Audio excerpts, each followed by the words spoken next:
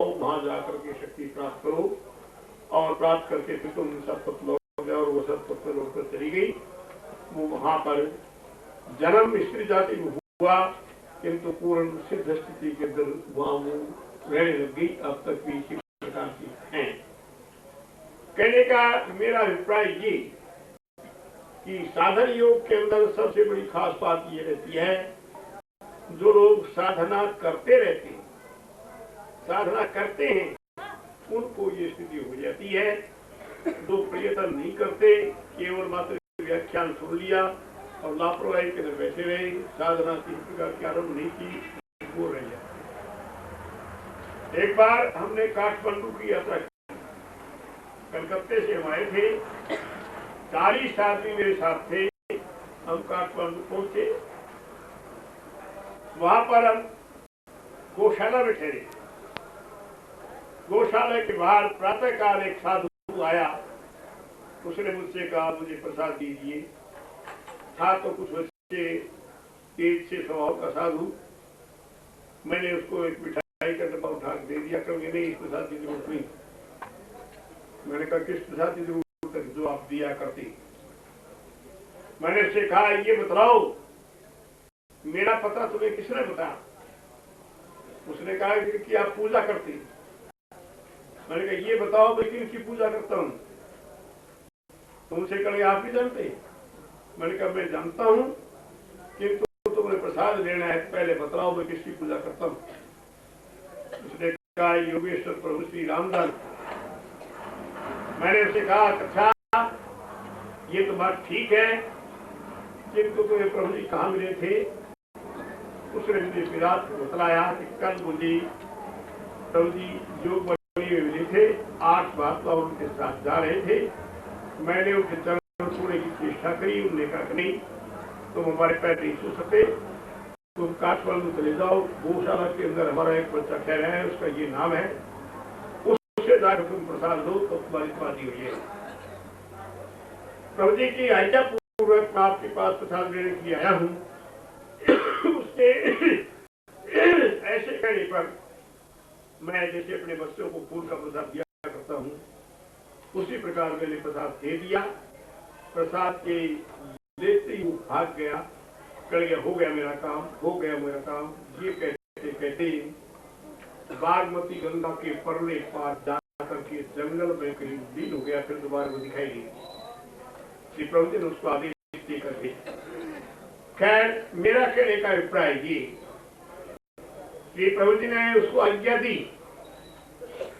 पहली बात तो ये घटना एक चीज बतलाती है, वो ये बतलाती है कि जिस समय मैं काठमांडू गया था, उस समय श्री प्रभु जी के शरीर को जो लोक व्यवहार में आकर के उन्होंने शरीर छोड़ दिया है, उस शरीर को छोड़े हुए भी 15-20 वर्ष हो गए थे।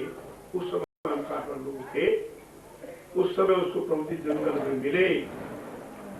मतलब शरीर से थे नहीं, यहाँ शरीर छोड़ दिया था, किंतु मैं तुम्हें विश्वास नहीं दिला सकता, श्रद्धा नहीं सकता। हमारे गुरुदेव श्री प्रभु जी नेपाल हिमालय के अंदर हैं ही हैं। यहाँ पर जो आए थे, काय निर्माण से आए थे, एकदम 20 शरीर बना करके लोग में योग प्रचार करने के लिए आए और कुछ समय रह करके फिर वो नेपाल को चले। श्री प्रभु जी ने अमृतसर में जिस अपना शरीर छोड़ा,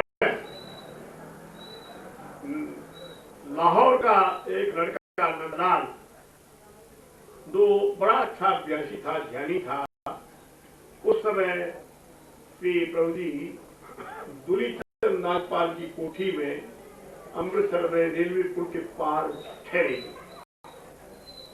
रेलवे पुल के पार ठहरे हुए थे। वो नंदलाल ध्यान से उठा मेरे सामने। उसने उठ करके श्री प्रभु जी से प्रार्थना की, प्रभु जी आज तो विचित्र ध्यान की अवस्था रही, मैंने घटना कुछ और ही देखी। कहीं क्या देखी?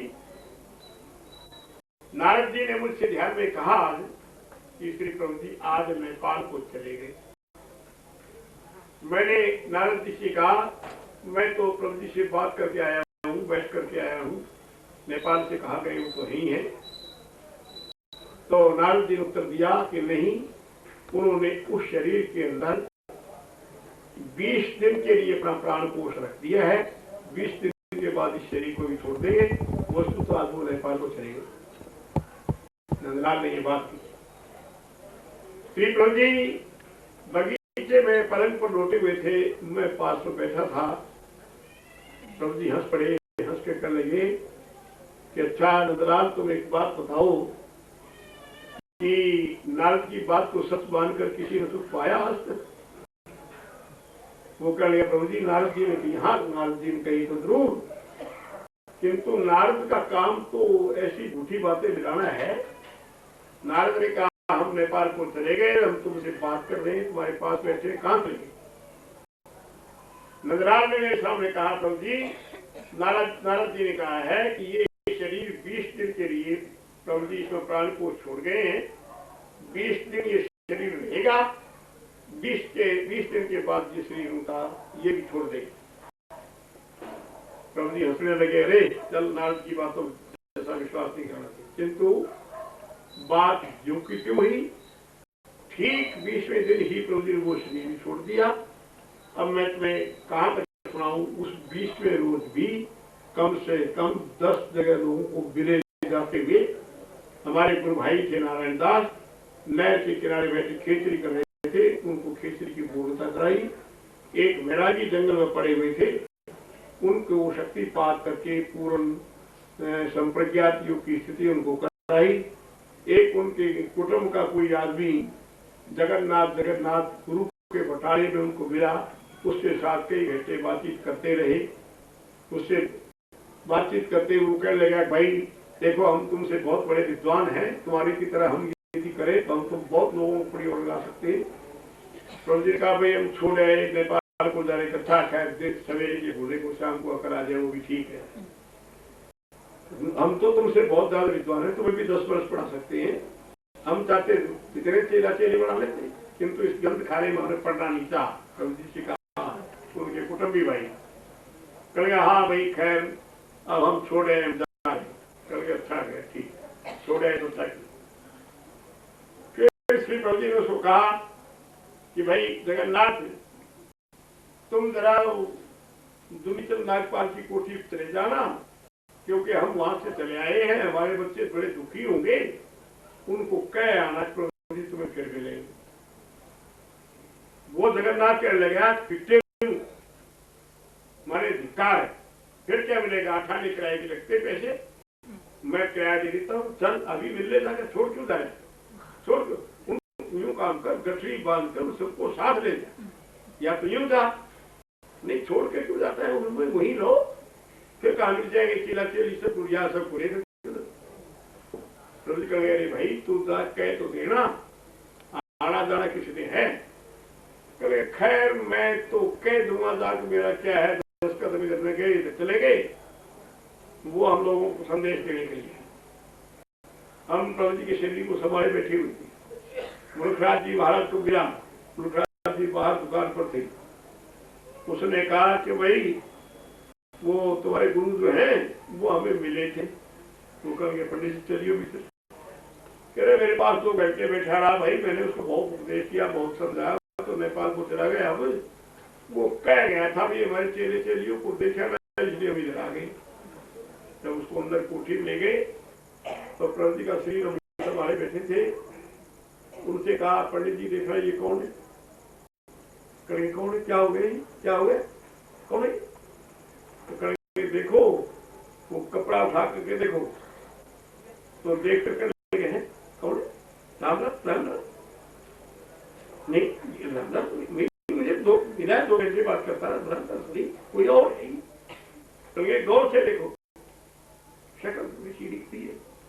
हम लोग हाँ वही है, बता दिया वही है, हम लोगों ने बता दिया। वो आश्चर्य पड़ गया, उसने मेरे सामने ये मान दिया कि बस मैंने जान लिया योगेश्वर ये गए हुए कहीं नहीं। भाई मुझे तो बिल्कुल अच्छी ताजी की खुशी भी नहीं है। मेरे साथ हमने दोनों भाइयों ने रोटी बनाई, रोटी खाई, और उसके बाद ये संदेश देने के लिए मुझे यहाँ भेज दिया। वो आप नेपाल को चले गए, इधर ये क्या हो गया। तो ऐसी अनेक घटनाएं उस दिन घटित हुई। तो मेरा कहने का अभिप्राय केवल मात्र एक ही है कि श्री प्रभु जी कृपा करके हम लोगों पर अनुग्रह करने के लिए नेपाल हिमालय से काय निर्माण के साथ आए। काय निर्माण जानते हो, शरीर बना करके। जिस तरह रासलीला करते हुए भगवान कृष्ण ने शरीरों की रचना की, अंगना मंगना मंतरो माधवो माधवम माधवम मंतरे रंगना कल्पिते मंडले मध्यगा संदगो वेणुना देवकी नंदन। हजारों गोपियों के साथ हजार कृष्ण बन गए और फिर भी न्यारे किनारे बीच मर्यादा खड़े रहे। ये उनका यौगिक काय निर्माण था। यही काय निर्माण हमारे श्री प्रभु जी ने नेपाल धाम से आने पर किया। वो निर्माण काय से आए थे, एक रूप से वहां समाधिस्थ हैं ही हैं। निर्माण काय से अब भी कितने ही अपने भक्तों को जगह जगह पर मिलते हैं, मिले हैं, उनको कह कहकर हमारे पास भेजा है। कई तुम्हारे भाई ऐसे हैं जिन्होंने साक्षात आंखों दा करके नेपाल हिमालय में दर्शन किए और उनको प्रभु जी ने लौटा दिया। तुम यहाँ लायक नहीं हो, जाकर तुम अपनी साधना कर। मैं कल साधन योग का वर्णन कर रहा हूं। साधन योग के अंदर प्राणायाम की साधना से क्या परिणाम निकलता है, ये सब बातें मैंने अपने कल के व्याख्यान में खोल करके समझा दी।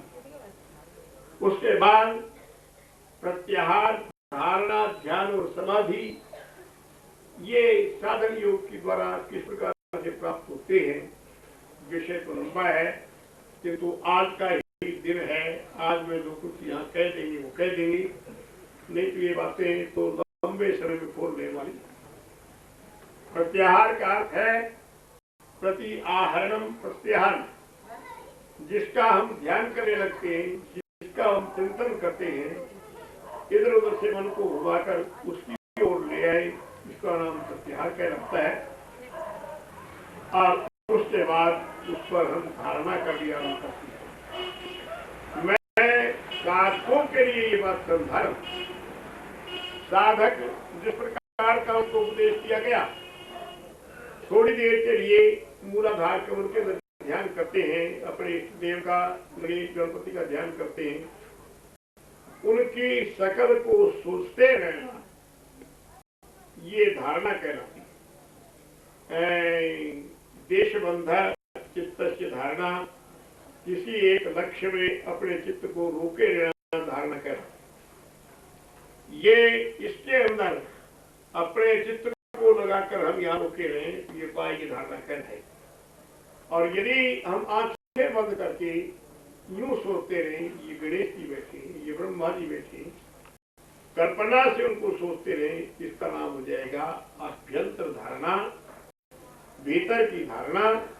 वहां पर व्यास देव जी महाराज ने बिल्कुल स्पष्ट रूप से लिखा है, तत्रापि तावत् वृत्ति मात्रेण बंधो धारणा। वहां पर भी कल्पना से उस वस्तु के अंदर मन को बांधे रहना धारणा करना।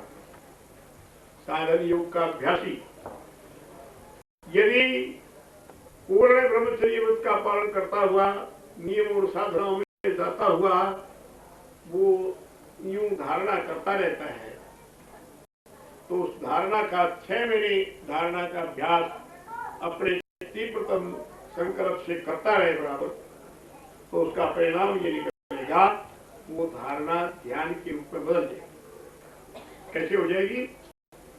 अभी तक तो हम ये सोच रहे थे कि ये बैठे, किंतु फिर वो दिखेंगे कि बैठे। तत्र प्रत्येक तारता ध्यानम, वहां पर सदृश प्रभा, सदृश प्रभा का अर्थ उनका बराबर दिखते रहना। आंखें बंद हैं, हम यूं देख रहे हैं, वो दिख रहे हैं, इसका नाम है ध्यान। तत्र प्रत्येकतानता ध्यानम, प्रति एकतानता प्रत्येकतानता, वो धारणा का जो विषय था, उनके प्रति सदृश प्रभाव का बराबर दिखते रहना ध्यान करें, इसका नाम ध्यान। तुम लोग अब ये सामूहिक व्याख्या, यदि कोई साधक आश्रम में रह करके ढंग से पूर्व से अभ्यास करे, तो वो इन स्थितियों को अनुभव कर सकता है। ये उनके संदर्भ में मानी जाती है। जिसका नाम ध्यान। और फिर ध्यान करते करते तदेवार्थमात्र भाषण स्वरूप शून्य समाधि, जिसमें ध्यान में ये ध्येय, मैं ध्यान करने वाला और ध्यान की क्रिया, ये तीन चीजें। किंतु समाधि के अंदर तदेव अर्थमात्र भाषण स्वरूप शून्य समाधि, जिसमें वो अर्थमात्र दिखता है, जिसका हम ध्यान करते हैं वही दिखता है, अपने अपार खत्म जैसा हो जाए, अर्थात उसमें ही लीनता है। यदि हम ब्रह्मा का ध्यान कर रहे हैं तो ये देखें हम ब्रह्मा है। गणेश का ध्यान कर रहे हैं तो ये अनुभव हो कि गणपति रहम। विष्णु भगवान का ध्यान कर रहे हैं, ये अनुभव आए विष्णु रहम, स्वयं विष्णु। बस ये जब अनुभूति होती है, इसका नाम होता है समाधि। तदेव अर्थमात्र भाषण स्वरूप शून्य समाधि, ये संप्रज्ञात समाधि। संप्रज्ञात समाधि उसको कहते हैं जिसमें कुछ दिखता रहता है, अनुभव होता रहता है, ज्ञान होता रहता है, वो संप्रज्ञात कहलाती है। और जिसमें सारी वृत्तियां खत्म हो जाती हैं, सदा दृष्टु स्वरूप साधन, तब दृष्टा जीवात्मा अपने स्वरूप में ठहर जाया करता है, उसका नाम होता है निर्बीज समाधि। ये समाधि है। और वो है असंप्रज्ञात समाधि, जिसमें कोई बोध नहीं रहता, आपके स्वरूप सामने आने लग जाता है। ये तीनों बात जब हो जाए, त्रय एकत्र संयम में धारणा भी एक ही में हो, ध्यान भी उसका ही बने और समाधि में भी वही हो, उसी में समाधि लग जाए, तब मनुष्य को संयम सिद्ध हो जाता है। संयम सिद्ध हो जाने के बाद उस संयम को वो योगी जहां भी लगाना चाहता है वही लग जाया करता है और उसमें सफलता गिर जाए। देखो, मैंने थोड़ा सा सूक्ष्म में धारणा ध्यान समाधि संक्षेप रूप में कह, अब मैं कहने क्या चाहता हूं, कल तो हम चले जाएंगे। यद्यपि हम यहाँ का प्रचार कार्यक्रम बहुत थोड़ा रख पाए, भावना तो ऐसी थी किसी जगह योग सिद्धांत समझाने के लिए पहले भगवान की जय, प्रभु श्री रामलाल जी महाराज की, योगीराज श्री चंद्रमोहन जी महाराज की जय। भैया सब लोगों के लिए भोजन और निवास की व्यवस्था है, बाहर से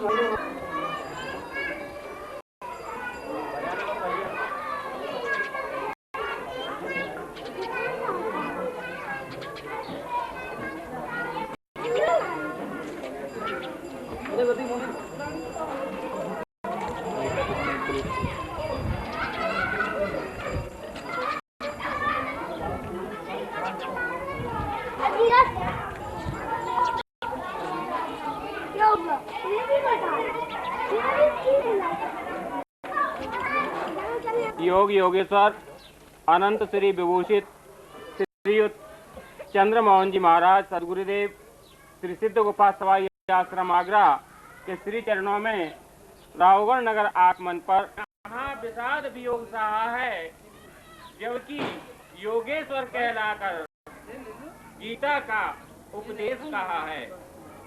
श्री सृष्टि संकेत मात्र है, ओम ब्रह्म का स्व दिग्दर्शन, चंचल मन के साथ भटक कर व्यर्थ रहा है मानव जीवन। द्रवित हुए जो इन भावों से योग साधना लीन हुए हैं, मोह द्रोह से ऊपर उठकर वे त्रैताप विहीन हुए हैं। हर मानव का कर्म यही है, योग साधना को अपनाए नर नारायण मिल जाएंगे, नित्य कर्म व्रत योग जगाए। सत्य यही, साकार यही है, निराकार का सार यही है, दया यही, उपकार यही है, ध्येय धर्म संस्कार यही है। गुरु गरिमा तदेव समन्वय, बिन गुरु कृपा शुष्क यह जीवन। रूप रंग बिन ज्ञान व्यर्थ है, रूप रंग बिन ज्ञान व्यर्थ है, गुरु पद कृपा सार्थक जीवन। देह गेह पावन होते हैं, देह गेह पावन होते हैं, गुरु ज्ञान का योग बने तब वरद हस्त आशीषित करते पादार्चन का योग करें तब। आशीषार्थी योग प्रचार मंडल राहुगढ़, स्थान राहुगढ़।